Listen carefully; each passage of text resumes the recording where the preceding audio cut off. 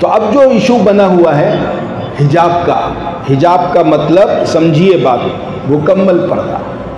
ایک ہے اسکارف اور ایک ہے حجاب، یہ دونوں میں فرق کرنے کی بات۔ اب جو مسئلہ چل رہا ہے اس وقت اسکارف کا مسئلہ چل رہا ہے، لیکن اسے حجاب کا نام دے دیا ہے۔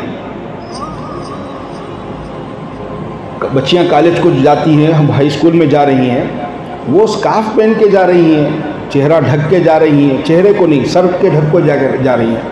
کچھ بچیاں عبا پہنی ہوئی ہیں برقعے کی شکل میں، لیکن اصل جو پردہ ہے، اصل جو حجاب ہے وہ چہرے کا ہے، وہ پورے جسم کے ساتھ سر اور چہرے کا، جس کی یہ تفصیل میں نے آپ کے سامنے بیان کی۔ لیکن اب جو مسئلہ آ رہا ہے صرف چہرے کو نہیں، سر کو ڈھکنے کا، جس کو اسکارف کہتے ہیں، یہ بھی اگر ہم نے اس پر بھی کمپرومائز کر لیا تو پھر آئندہ پردے پر بھی کمپرومائز ہو سکتا ہے، یہ مسئلہ ہے۔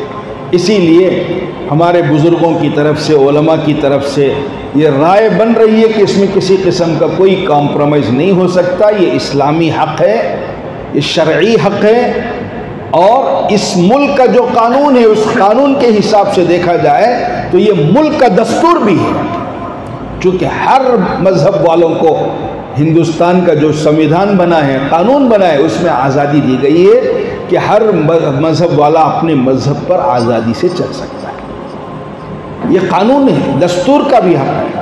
ایک تو شرعی حق ہے ہمارا شریعت کا، دوسرا جو ہے دستوری حق بھی ہم کو اجازت دیتا ہے۔ تو لہذا جو پرابلم ہو رہا ہے وہ ایک شرارت ہے، شیطانیت ہے، ضد ہے، ہٹ دھرمی ہے۔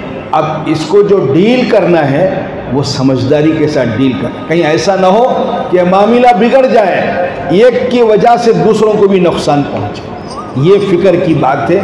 اس کے لیے بہت مشورے ہو رہے ہیں، علماء میں بھی مشورے ہو رہے ہیں، مسلم پرسنل لا بورڈ کے ساتھ بھی میٹنگز ہو رہی ہیں جس میں ہم لوگ شریک رہے ہیں، بہت سارے مشورے ہو رہے ہیں، سب چیزیں چل رہی ہیں، لیکن ابھی تک چونکہ معاملہ کورٹ میں چلا گیا ہے، بس اللہ سے دعا بھی کرتے رہیں، ہر آدمی اپنے گھر میں بھی دعاؤں کا اہتمام کریں کہ معاملہ ہمارے حق میں ہو جائے۔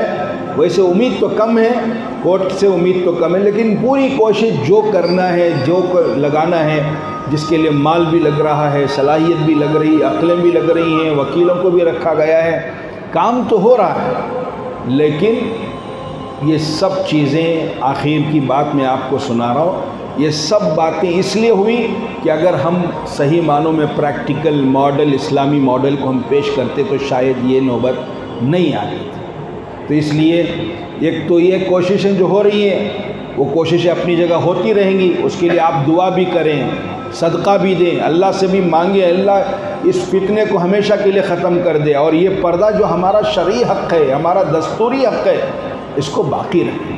دوسری گزارش یہ ہے کہ اس طرح کے جو مسائل آنے کی سب سے بڑی وجہ یہ کہ ہم نے خود عملی طور سے، آج پردے کی بات آئی، اس سے پہلے مسجد کا مسئلہ آیا، طلاق کا مسئلہ آیا، پردے کی بات آئی، ان کے سامنے ایک بہت لمبا پلان ہے، اس ملک سے مسلمانوں کے تمام اسلامی احکامات کو ختم کرنے کی یہ کوشش ہے، یہ پلان ہے، پری پلان کے ساتھ یہ کام کر رہے ہیں۔ اللہ معاف فرمائے، اللہ ہم سب کی حفاظت فرمائے، آنے والے دن ہماری آنکھوں کے سامنے وہ برے دن ہم کو نہ دکھائیں۔ آئندہ مسجدوں پر پابندیاں ہیں، نمازوں پر پابندیاں ہیں، سب ہونے والا ہے، یہ ان کے امکانات، ایسی بات میں ایک اندازے کی بات نہیں کر رہا ہوں، باقاعدہ ان کا ایک سمویدھان اور انہوں نے ایک قانون بنایا ہے، اب ان کو انتظار ہے میجارٹی کا، وہ اللہ کی طرف سے نہیں ہو رہا ہے۔ پارلیمنٹ ہاؤس میں اور راجیہ سبھا میں ان کی میجارٹی اگر ہو جائے تو یہ سب کچھ کرنے کا انہوں نے ایک پلان بنایا ہے۔ بہرحال اللہ کی تدبیر اور اللہ کی تقدیر سب پر غالب آئے گی، واللہ خیر الماکرین، وہ سب سے زیادہ تدبیر رکھنے والے ہیں، اللہ کی ذات ہے، اللہ تعالیٰ کو معلوم ہے۔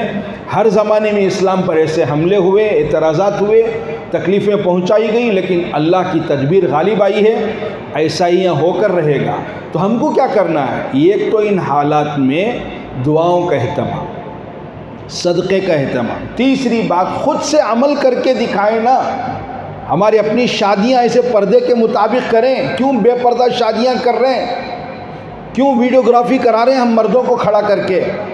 ہماری تقریبات کو ہم پردے میں با پردہ بنائیں، ہماری اسکول کی بچیوں کو با پردہ بھیجیں، ہماری کالج اور اسکول ہم کھولیں، اسلامی ماحول میں ہم کھولیں، ہماری کالج کھلیں، ہماری اسکولز کھلیں۔